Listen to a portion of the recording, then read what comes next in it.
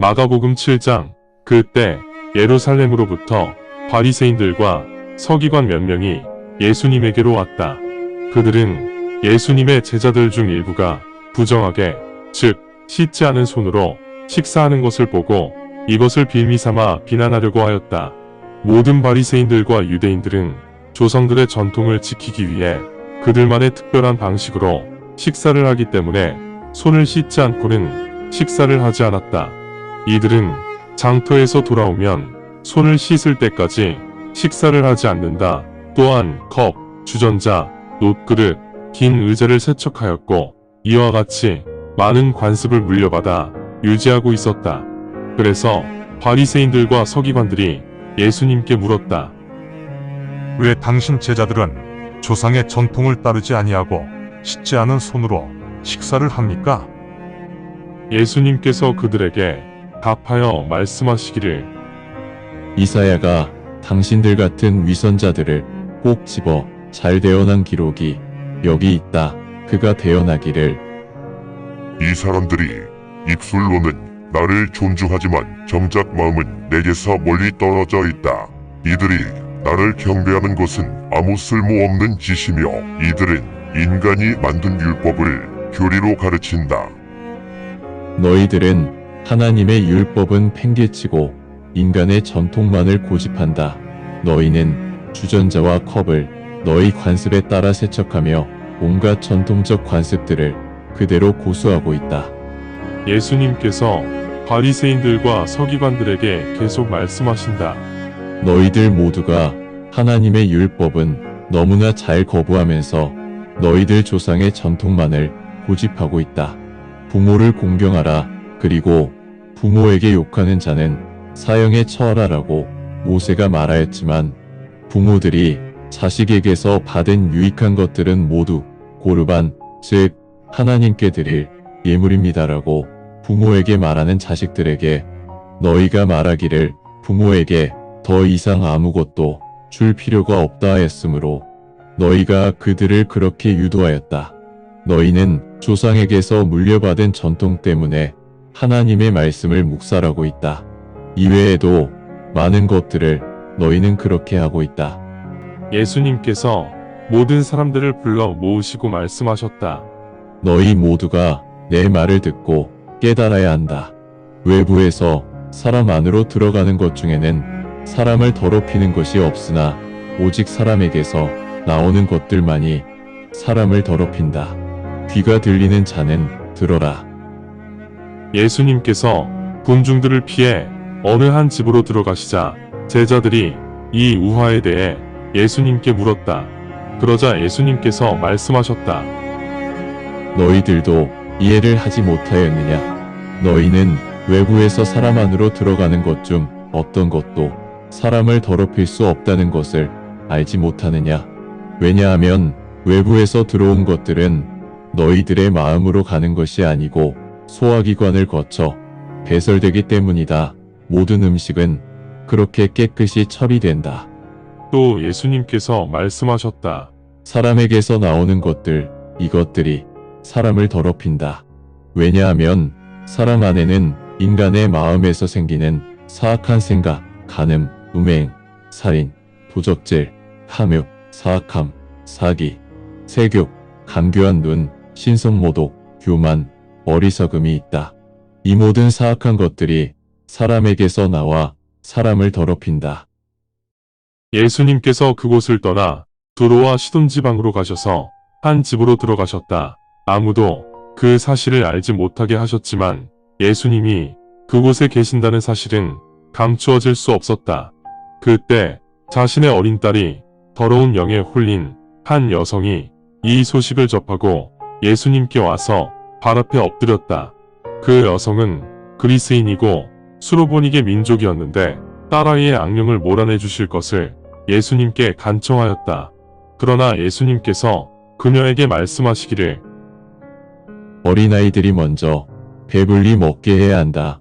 어린아이들이 먹어야 할 음식을 강아지에게 던져주는 것은 옳지 않은 일이다.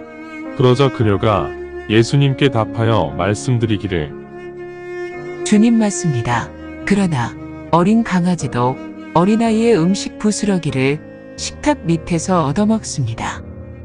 그러자 예수님께서 말씀하셨다. 그렇게 말하는 것을 보니 내 믿음이 충만하구나. 내 길을 가라.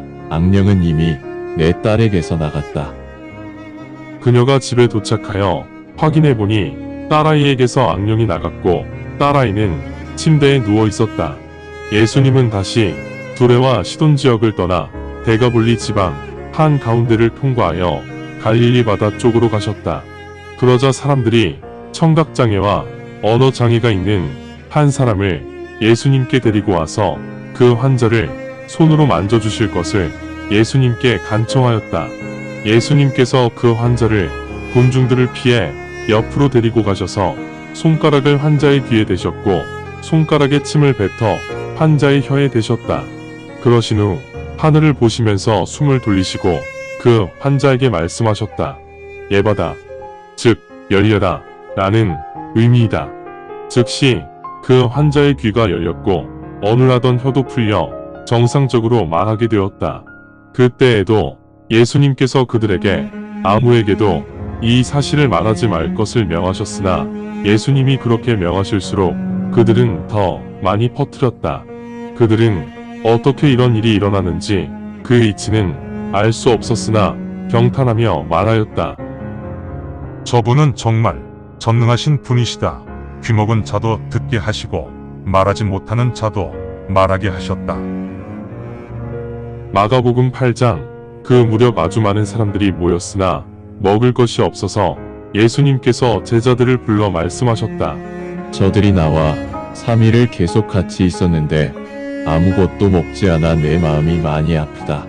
내가 저들을 그대로 굶긴 채 집으로 돌려보내면 가는 길에 기절할 수도 있다. 저들 중에는 아주 멀리서 온 사람들도 있다.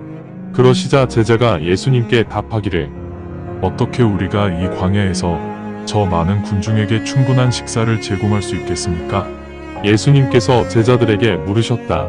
빵을 어느 정도 가지고 있느냐? 제자들이 답하였다. 7개입니다.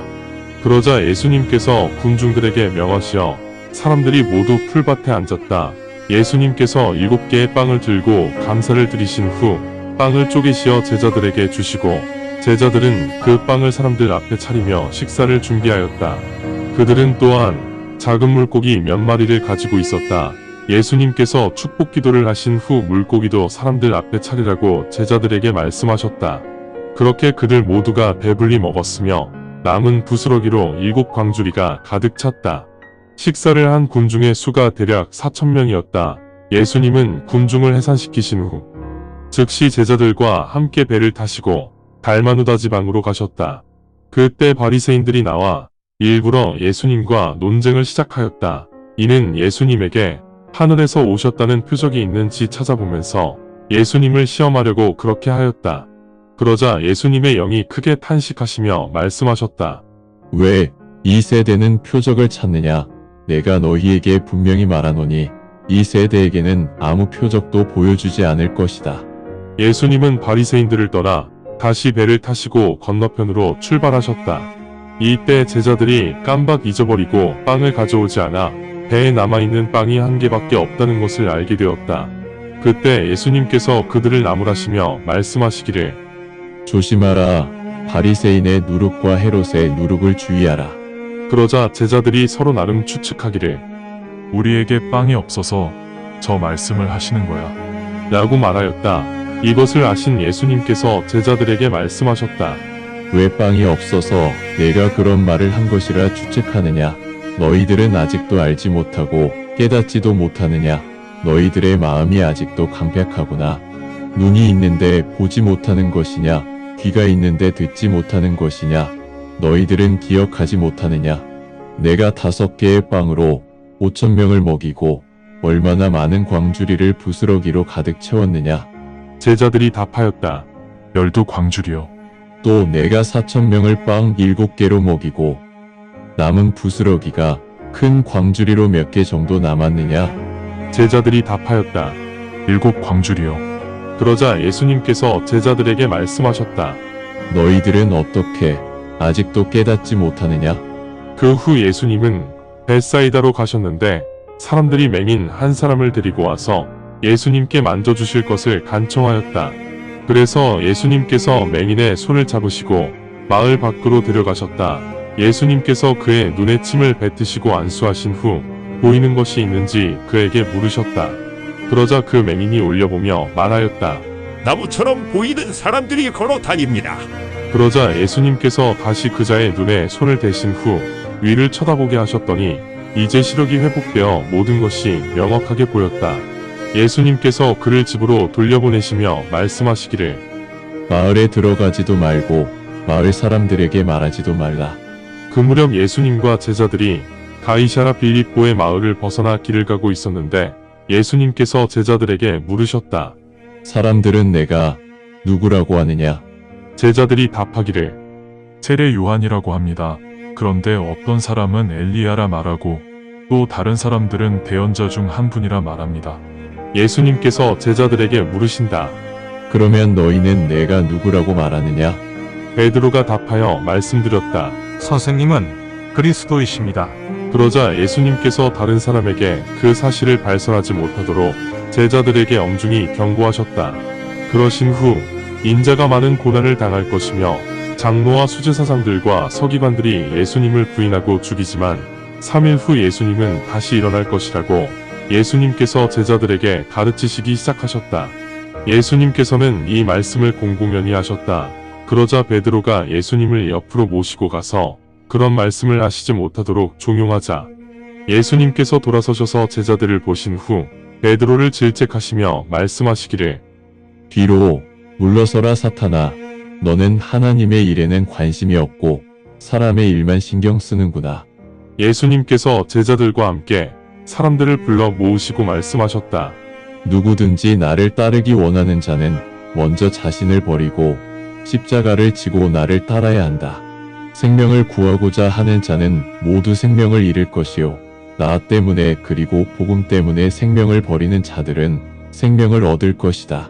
그 이유는 이 세상을 다 얻어도 자신의 영혼을 잃으면 무슨 득이 있겠느냐? 아니면 인간이 자신의 영혼을 얻기 위해 무엇을 줄 수 있겠느냐? 이 음란하고 사악한 시대에 누구든지 나 예수와 내가 한 말을 부끄러워하는 자는 아버지의 영광으로 거룩한 천사들과 함께 인자가 오시는 날 인자도 그 자를 수치스럽게 여기실 것이다. 감사합니다. 주님의 말씀입니다. 성경을 처음 접하는 분들에게 기존의 한글 성경은 항상 이해하기 어려운 책입니다.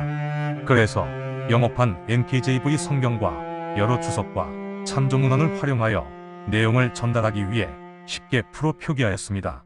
성경을 듣고 읽을 때 주님의 영이 임재하기 원합니다. 택함을 받았으나 그 사실을 모른 채 아직 어둠에서 방황하고 있는 어린 양들이 이 동영상을 보고 들어 주님의 새 언약을 확신하고 소망함으로 하나님의 백성이 되어 주님의 나라에서 영원 무궁토록 권세를 누리며 살기를 간절히 원합니다.